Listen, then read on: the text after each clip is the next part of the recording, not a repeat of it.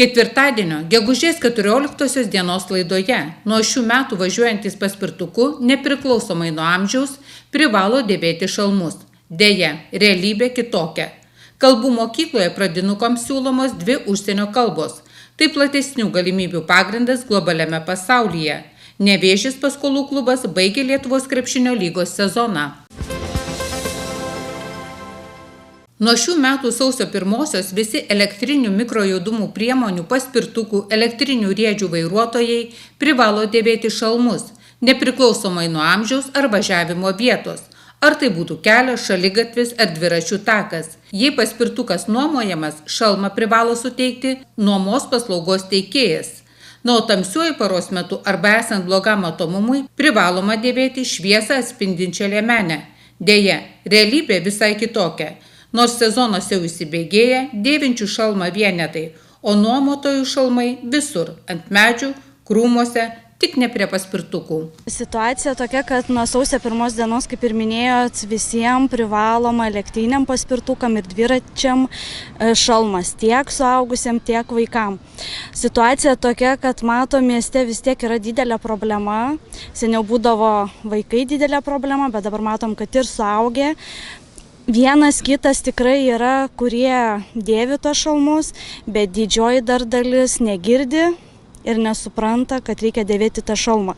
O problema yra tame, kad tiek tėvai neišugdo vaikų apie savo saugumą, tiek patys suaugusieji atrodo, kad tas šalmas, čia nereikia jos. Bet iš tikrųjų šalmas tai yra mūsų apsaugo patys svarbiausia organą, ar ne, smegenis, galvą, bet didelė problema tikrai, žinokit, nedėvi ir tik vienas kitas, kuris būna su šalmais. Turbūt ir sustabdot ir paklausėt, kodėl? Pasako? Žinokit, tikrai šiais metais iki šios dienos tai padarėm tokias greitai suskaičiavom rezultatus, tai iš viso nubausta yra 39 žmonės. Administracinių teisės pažeidimus padarė, tai įeina ir be šalmų, ir kad vairavo neblaivus, ir be liemenių tamsių paros metu. Bet esmė yra tokia, kad kada mes sustabdom ir pradedam aiškinti tą situaciją, kad šalmas yra būtinas, ne šiaip sugalvota ta priemonė yra šalmas, bet vaikus kada sustabdom, aišku, būna prevenciniai pokalbiai, skambinam tėvam, bendraujam, bet ką pasako vaikai, kad tėvai leidžia, o kada mes susitinkam su tėvais, tėvai nemato problemos, jie sako, o tai kur čia problema? Jie važiuoja, jie saugiai važiuoja, bet kad turi jie ir pagal saugaus eismo taisyklės važiuoti, kad šalma, labai yra sunku, jie to nesupranta. Ir kai mes pagalvojam, ir mes turim Facebook platformą bendruomenės pareigūnų, ir ten labai dažnai informacija yra skelbiama, kaip turi laikytis kelių eismo taisyklių, kokios turi būti priemonės, kad galėtų važiuoti. Taip pat mes lankomės daug ir mokyklose ir kalbam su tais pačiais vaikais. Tuo metu, kada kalbam, jie viską supranta. Bet kada sutinkam gatvėje be šalmo, jie sako, mes nežinojom. Mums tėvai leido ir jie nemato problemos.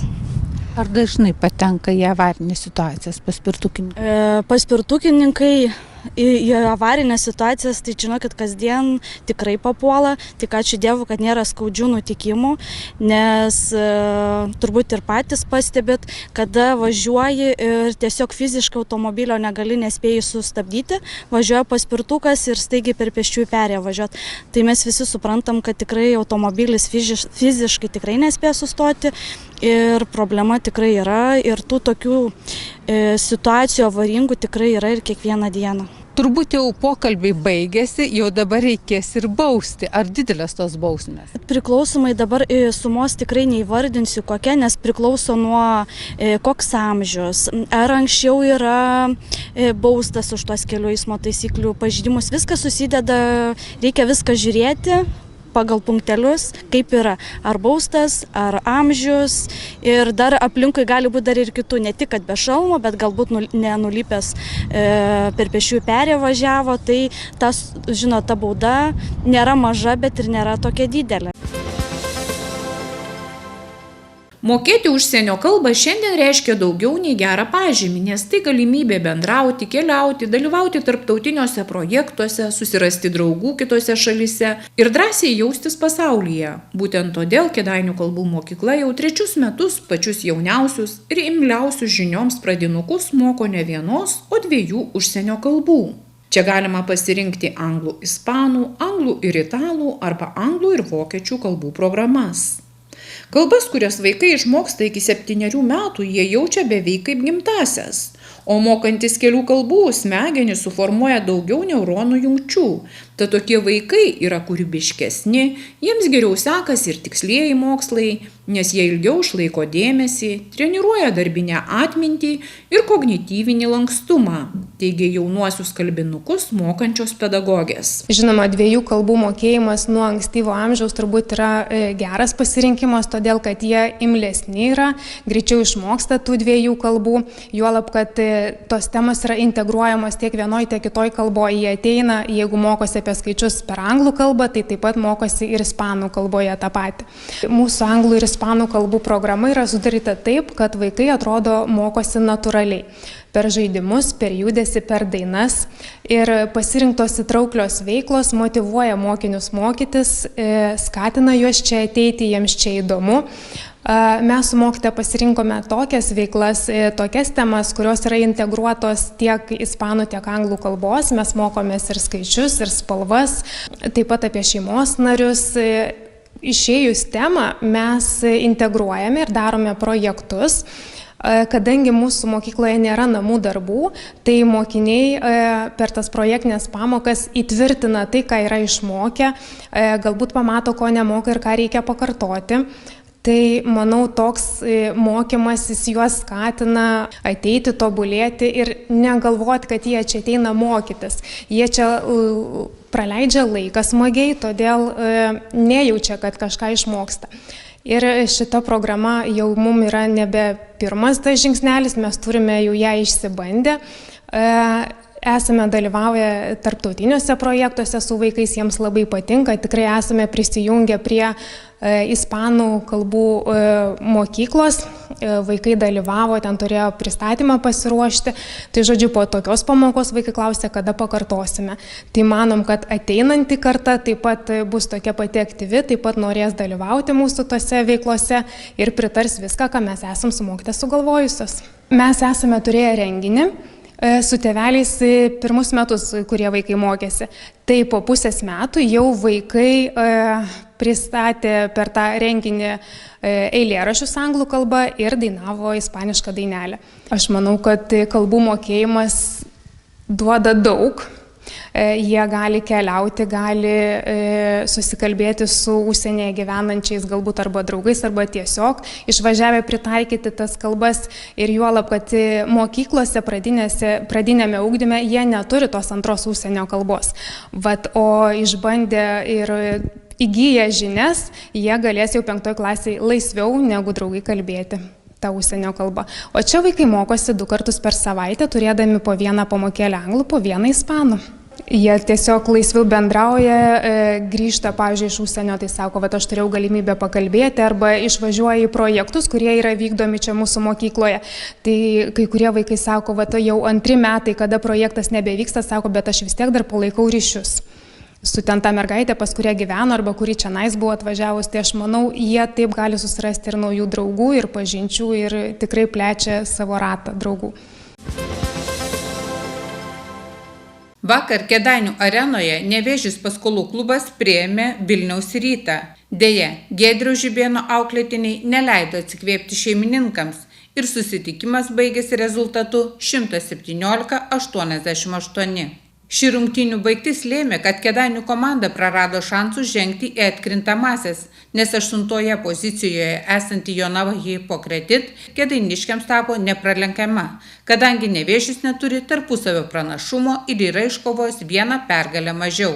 Vakar Nevėžiui negalėjo padėti net 4 žaidėjai – Muila Ignas Vaitkus, Trentas Maklauklinas ir Joshua Jeffersonas. Šeimininkų gretose rezultatyvumu išsiskyrė Seltonas Miguelis, pelnęs 24 taškus, atkovojęs 5 kamuolius ir surinkęs 21 naudingumo balą. Už jį efektyvesnis buvo Nedas Montvila, kurio sąskaitoje 15 taškų, 6 atkovoti kamuoliai ir net 22 naudingumo balai. Lukas Valantinas pridėjo 13, Justinas Ramanauskas 10, Jaretas Godfrey 8. Turim daug traumų, daug ligų, tai davėm jaunimui pasižais, kas džiugu iš mūsų, iš Kėdainių pusės. Ir aišku, dėkojam fanų už visą sezoną palaikymo metu. Turėjom daug kalnelių, geresnių varžybų, prastesnių, atleidimų visokių žaidėjų pasikeičiančių, vadovybei, tiek ir trenerių štabe pasikeitimo. Tai tiesiog ačiū fanam už palaikymą, kad nenusisuko ir tikiuosi ir palaikys visą laiką taip ir dar geriau. Taip, aišku, daug įteliom gynybą, daug rizikavom jų, spaudėmės baudos aikštelėje, norėjom, kad mūsų didelį kuo mažiau lakstytų, sakykim, kad nepavargtų, nes dažniausiai naudojam step-auto gynybą, tai kažkiek pasiteisino ties rizikos, bet kamuolių nenusėmėm, tai realiai kamuoliai ir greitas puolimas iš savo blogų sprendimų puolime irgi. Turim ko iš šitų rungtynių pasimokyti, nes jaunimas išėjęs kovojo, kiek galėjo ir darė viską, sakykime, kiekvieną kamuolio griuvo, kovojo, nors ir neįmetė taškų ten visi, bet sakau, galim pasimokyti iš jų kovingumo ir to noro, ko mūsų žaidėjams kartais pritrūksta, atrodo, kai kuriem. Jie kartais tampa per daug patogiai jau įsijautė į savo rolę. Ir dabar pamatė, manau, kad už nugaros laukia ir naujoji karta. Tai sakau, labai džiugu dėl tų jaunųjų krepšininkų. Prieš porą dienų vienas čia už mokyklą rutulį stumė, tai sakau, manau, jiem buvo, sakykime, gal netgi gyvenimą keičiančios rungtynės ar kažkas tokio. Bent jau žinau, kad bent jau 2 iš jų tikrai sakė, nemiegojo šiandien naktį. Tai džiaugiu už juos ir, sakau, bent vienas geras dalykas šiose rungtynėse tai yra jų pasirodymas. Rytas jau yra užsitikrinęs 2 vietą ir atkrintamosiose susikaus su Utenos Juventus ekipa. Labai paprastai mes susirėm prieš rungtynės su žaidėjais, kad įrodom, kad esam profesionalai ir kaip ten bebūtų, tai yra mūsų tiesioginis darbas. Tai pirmojo rungtynių pusėje tikrai padarėm tą, ką turėjom padaryti, pasidarėm tą skirtumą ir galėjom ramiai pasižaisti antrojo rungtynių pusėje. Kas realiai šiandien ir atsitiko. Išvengiam kažkokių traumų, išvengiam kažkokių per didelių minučių tiem žaidėjim, kurie daugiau žaidžia. Neilsinome šiandien nieko iš tų 4 žaidėjų, vien tik tai Speedy Smithą, kiti turi kažkokias traumelės, tai tikimės, kad jau šeštadienį į Gargždus atsivešim platesnę sudėtį. Norėjom tas rungtynės naudoti rimtai, nes vakar nekontaktinė treniruotė buvo, o šiandien tiesiog turėjom būti kartu, kažkiek vienas kitą pastumti, kažkiek vienas kitą paraginti ir padaryti tą, ką privalėjom padaryti.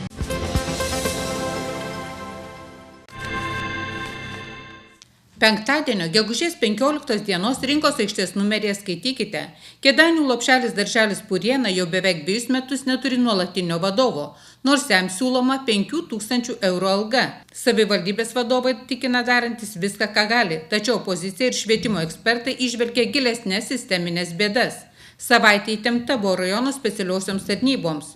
Nuo alkoholio apsvaigęs kraštietis taranavo pareigūnų tarnybinį automobilį, o sulaikomas ėmė priešintis ir sužalojo policininką. Šiame numeryje taip pat sužinokite, kodėl viename Dotnuvos seniūnijos kaime vėlų vakarą prireikė įvesti planą Skydas ir kodėl kilo dūmai šalia Kėdainių kuro tiekimo bazės. Viena iš nedėkingiausių eiti vadovo pareigas savivaldybės įmonių Kėdainių butai. Pernykščius metus baigė beveik su 49 000 eurų nuostolių, o jos vadovas Paulius Zykas pasirodo jau nekartą mąstė apie atsistatydinimą. Kodėl situacija šioje įmonėje nesikeičia? Vis daugiau ugdymo įstaigų atsikandusių maisto tiekėjų pereina prie savarankiško vaikų maitinimo. Kokius privalumus jie mato? Moterų ralyje Kėdainiams atstovavo net 2 ekipažai. Kaip jiems sekėsi, sužinokite skaitydami publikaciją. Kėdainių konservų fabrikas apdovanojo šventinio žaidimo nugalėtoją. Šiam stiklainis majonezo virto kelione į tolimąją Velykų salą. Rubrikoje Gyvenkime pozityviai. Skaitinys apie Šėtos seniūnijoje prieš kelerius metus atrastą Kirdeikių piliakalnį bei publikacija apie žinomiausią pasaulio kėdainietį, prie Nevėžio upės turėjusi savo mikrokosmosą. Skaitykite nuolat atsinaujinantį didžiausių tiražų rajono laikraštį Rinkos aikštė ir karščiausias naujienas sužinokite pirmieji.